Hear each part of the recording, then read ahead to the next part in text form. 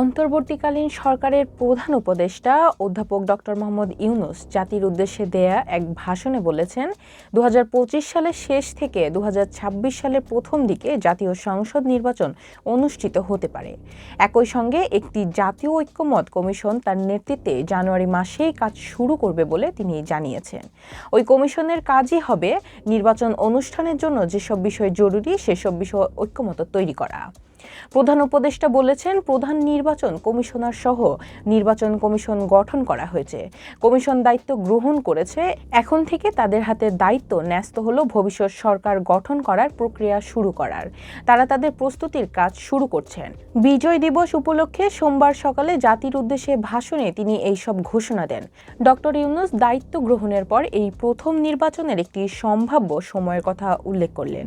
দেশের অন্যতম বড় রাজনৈতিক দল বিএনপি শুরু থেকে নির্বাচনের একটি সময়সীমা ঘোষণার দাবি জানিয়ে আসছিল।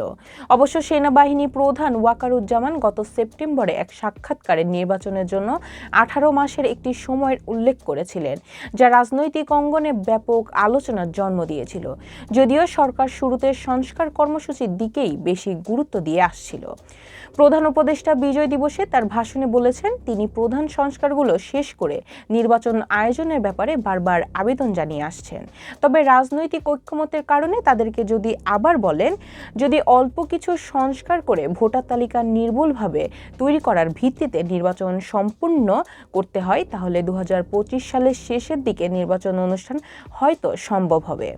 আর যদি এর সঙ্গে নির্বাচন প্রক্রিয়া এবং নির্বাচন সংস্কার কমিশনের সুপারিশের পরিপ্রেক্ষিতে এবং জাতীয় ঐক্যমতের ভিত্তিতে প্রত্যাশিত মাত্রার সংস্কার যোগ করি, তাহলে অন্তত আরও ৬ মাস অতিরিক্ত সময় লাগতে পারে, বলেছেন ডক্টর ইউনূস।